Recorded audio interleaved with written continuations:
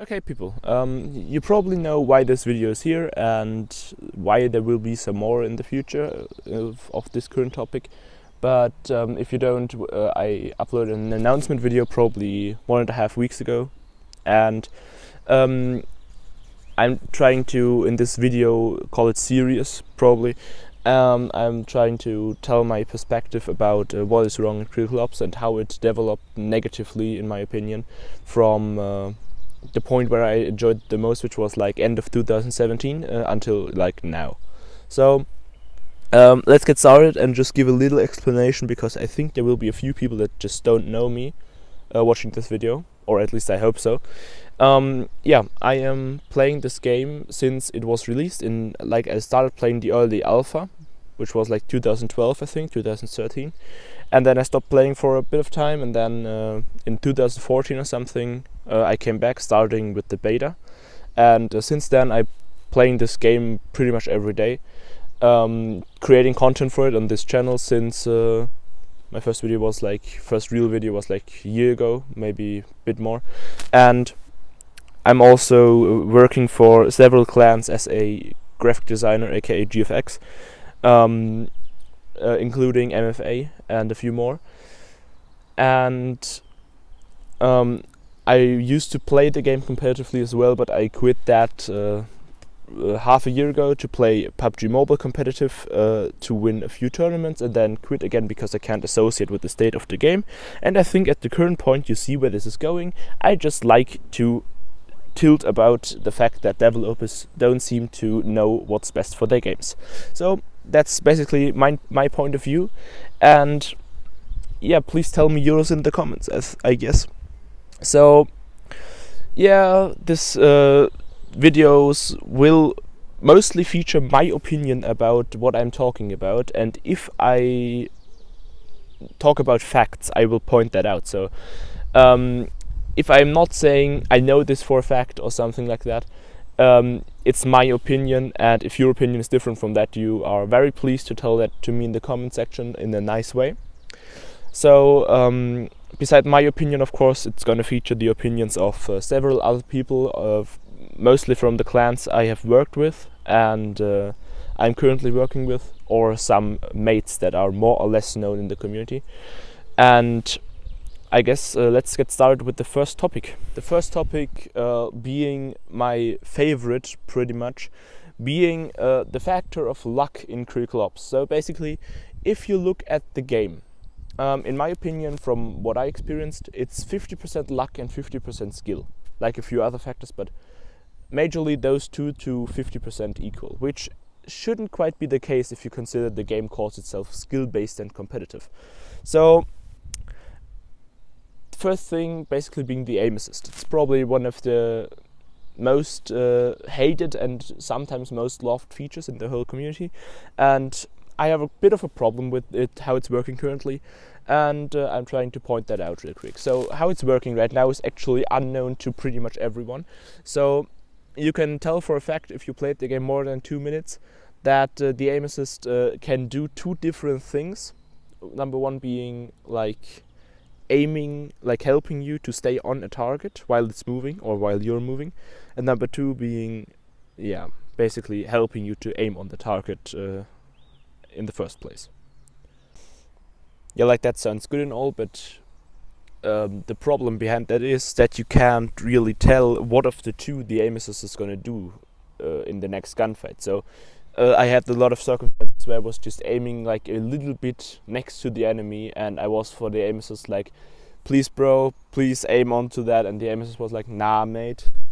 So yeah, that lost me a lot of gunfights throughout the time of that being in the way, which is like, yeah, pretty much like 1 year of me actually noticing that. And another thing I really dislike about the aim assist is that it shouldn't actually help you in aiming at the target, because that's what your aim should do. Like the proper way an aim assist is supposed to work is that you can execute hard spray patterns, or quite hard recoil patterns in your game while actually having fast-paced gunfights, because to my point of knowledge, except standoff 2, which is like a bit of both, there is no real mobile first-person shooter game that has hard to control recoil while having no aim assist. Like, that's not really the case. And in my opinion, it shouldn't be the way that it helps you aiming. It should just help you stay on the target that you aimed on, in the first place. So the next problem about the aim assist, in my opinion, is it's kind of inconvenient, basically. So I talked to someone from MFA. He's still playing on phone, like on Android, and I asked him about his opinion about the aim assist, and he was like, he visited his girlfriend, and she has an iPad, right? So he visited her one time for a few days, and he also went playing Critical Ops with her iPad. And from one day to the other, he felt the aim assist being a million times stronger on iPad than compared to Android. So Android has less aim assist, basically. And from my experience, it's the exact counterpart. So 1 year ago, pretty much I started playing on iPad. My iPad arrived March 2018, and basically since then I'm playing on an iPad Pro 9.7 from 2016. That should be second gen Pro, because first gen was just 12.9s. So I'm playing with an iPad since 1 year, and previously playing several years on an Android phone, being a Huawei, by the way, if you care. So I use an iPad, and from 1 second to the other, like, I'm used to my shitty Huawei screen. Everyone that owns a Huawei device, you will recognize that problem, that the screen just doesn't work in the way it is supposed to. So everything that I'm doing just feels way more liquid. So basically, yeah, I'm just aiming at something, like I'm aiming to the left, and it immediately goes to the left, and there's basically no delay behind it. So that was the first thing that I noticed when using iPad, and that's basically just reasoned by it being a way more expensive device, and with that basically having way more expensive hardware.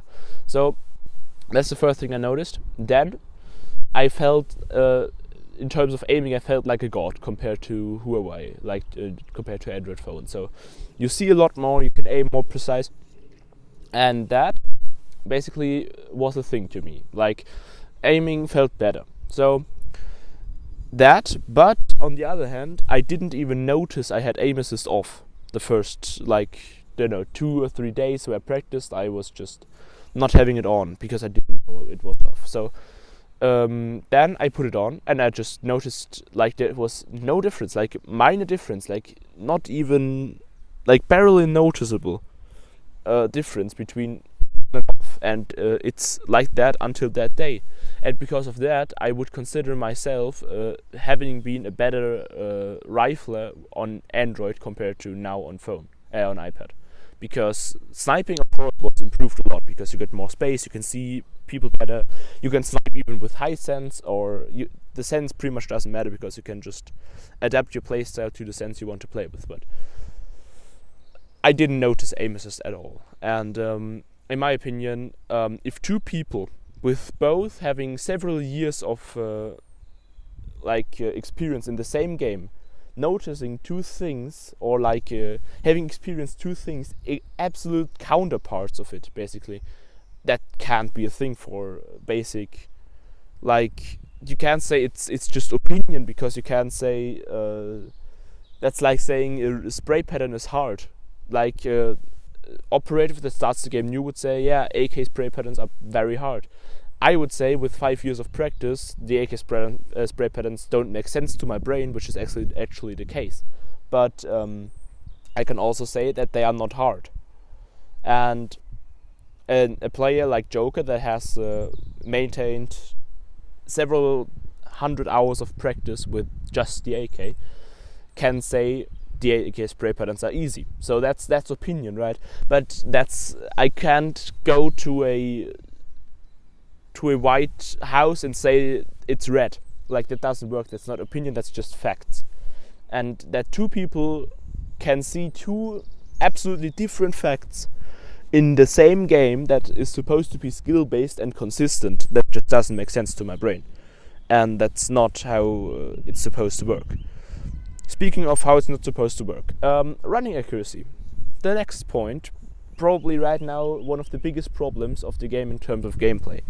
Running accuracy basically is random. So even though Critical Force wrote into a past update patch note that it was decreased, which has become a meme amongst me, my teammates, and friends, basically, saying, yeah, running accuracy decreased. Yeah, it's basically random. If you're lucky, you can hit every shot while running. If you're skilled, you can't. Like if you just try to play as a consistent player, you can't say, yeah, bro, I'm just running them down easy.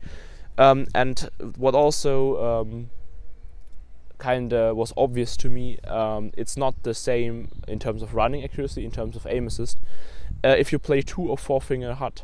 So I'm permanently playing with people in Spec Ops that are legit boosted like silvers, but we will come to the ranked system on another point. So I'm playing with and against boosted people, and I see those teammates, as soon as I die, I see those teammates just hitting everything. Like they aim on something, and no matter if they run, if they stand still, if they jump, they just hit, right? I might show you a situation of what I mean right here. Like, if you think about it more specific, right? You basically have to keep in mind that the game is supposed to be relying on skill. So if you have the ability to aim, to control your recoil, you should be able to hit your target. If you're not, you shouldn't. But right now, somehow it's the case in the game that you can hit your target whatever you're fucking doing. So speaking of basically hitting your target whatever you're doing, no matter what you're doing, we come to the next thing, being the exact counterpart of it, being you can do whatever you want, even if you are capable of controlling recoil, you won't hit. And that is basically Bloom. So yeah, I don't know how familiar you are with those things, but Bloom basically means that beside your recoil, that is like the main source of your gun, like of you not hitting your target even if you're aiming onto it, because your weapon obviously has recoil, so it will have a normal recoil pattern like the AK has, and you just have to pull down and left right to be able to still hit the target. So the other thing that in critical ops doesn't make sense is Bloom. Bloom is like the second behind like recoil, and you can basically say Bloom means that your weapon will be inaccurate no matter what you do. So there's a chance of you hitting, like missing your target even if you're aiming onto it. This chance is in a competitive skill based game supposed to be 0 when you start shooting, and you're like crouched or standing still, and as soon as you do anything, the chance of you missing will higher. So if you move, it will higher. If you jump, it will higher. If you're like shooting for a longer time, like your first bullet will be perfectly accurate, right? That's how it's supposed to work, and then the following bullets will all be less accurate, right?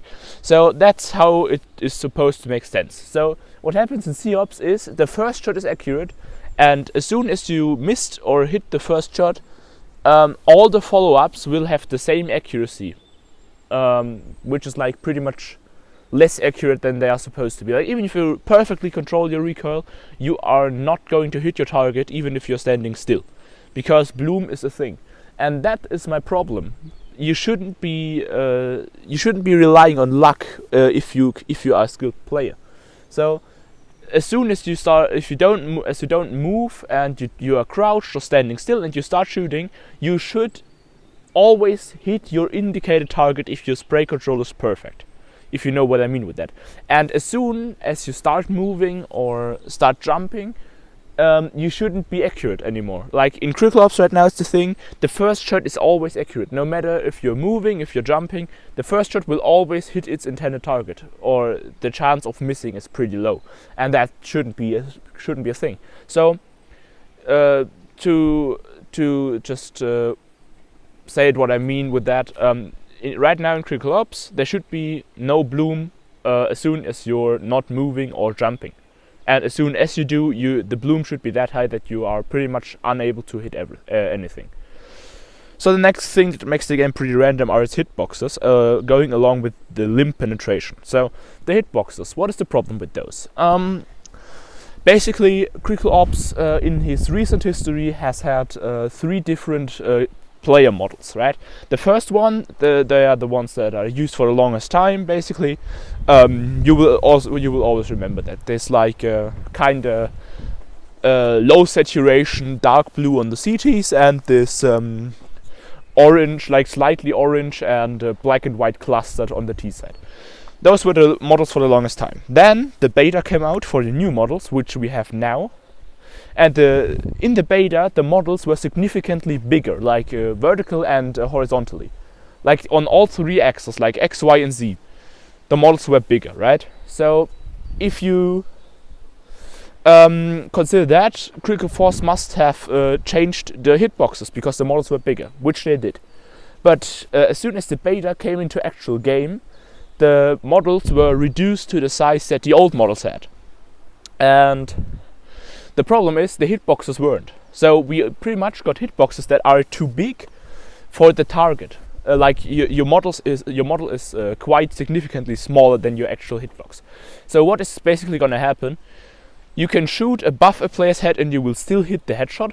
And another thing that is a big problem basically is you can try that out for yourself. Basically just get some random guy, can be a bot, can be an enemy, no matter.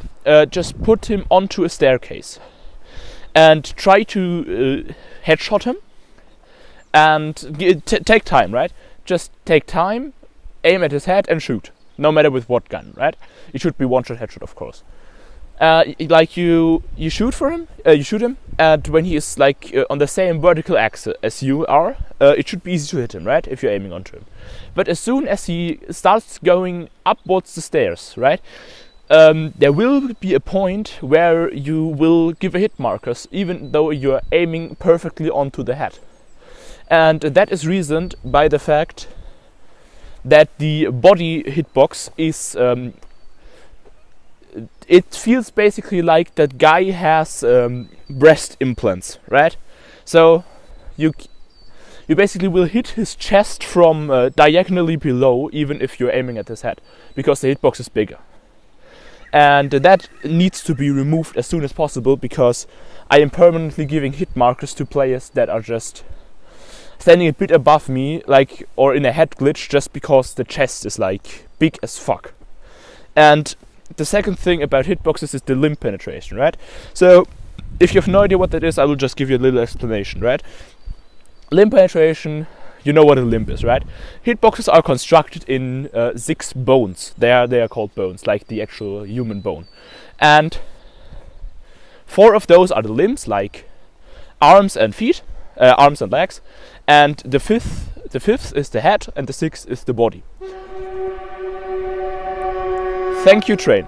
So basically, limb penetration will provide the bullets the ability to shoot, like penetrate your leg and hit the body part behind it, being, for example, the body. So you would deal like 50% of the damage of the bone that is behind it. Like let's say an HK deals 25 damage to the limbs and 50 damage to body.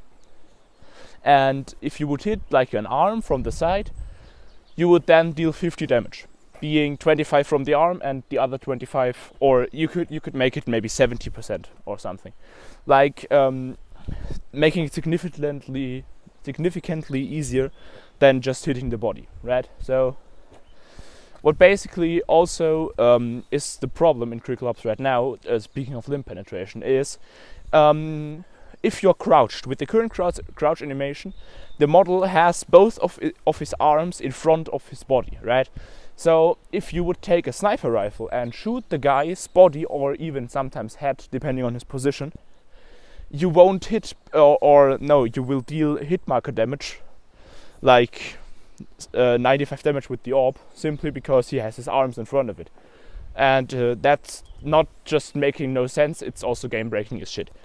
And in my opinion, another thing, talking of penetration, you should also hire the possibility of giving collates, like killing several people with the same bullet with an AWP, even though they have Kevlar, because yeah, just makes sense, right? In CS:GO, I think without hitting any headshots, I think you can still triple collate with a sniper, even though your enemies have Kevlar. And in critical ops, you will not even get a double, right?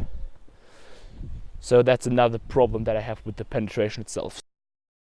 So basically, the last thing for this video being a thing that I don't want to talk about too precisely, simply because Kinguin made a video about it, and he has a big level of game sense, and he knows about the game, and he's playing the game for a longer time than me even. So I would consider him as someone that is called way more worthy to explain what we basically mean with or what pros or skilled players mean with the aim punches random. So you will just see a link to Kinguin's video in the background, being the first link in the description, and not in the background, in the description, and just please watch that. But I will just, for the ones that don't want to watch Kinguin's video, I will just explain it a little bit. So aim punch is basically random, which shouldn't be a thing, right? And you should, the aim punch right now is basically, you have a high chance of just getting a hit marker, like being hit, and your crosshair fully flying to one of the sides, like horizontally, like going straight to the right. And because you want to get back to your enemy, you will immediately aim to the left, because you want to aim on him, right? And instead of being able to aim back on him, you will get the second hit from the guy that just shot you the first time, and you will go even more to the left than you want, and that will result in you not being able to hit him simply because he hit you first. And that's basically the problem. Like, the aim punch system should of course not always be the same, but it should be somehow calculatable, like depending on if you know that you have Kevlar, so you should kind of know how big of a spread the aim punch will cause if you get hit. And in critical ops right now, it's basically random. Like, it doesn't matter what gun you get hit with, you will always get the same aim punch, like the same strength basically. And that shouldn't be a thing, right? So every ammo type that is used in the game should have a different aim punch, and that's how logically aim punch works, because you can't tell me that it makes sense that a 9mm pistol gives the same force to your body than getting shot by a 7.62 rifle, being the AK. So just if you Google pictures of the bullets, you will see that that doesn't make sense. And what basically needs to happen is the dinks should be in the same way they are in now. So if you get dinked, you should for at least half a second be unable to like aim back at your target, because that's what dinking is for. Unless you get dinked by a pistol or have Kevlar.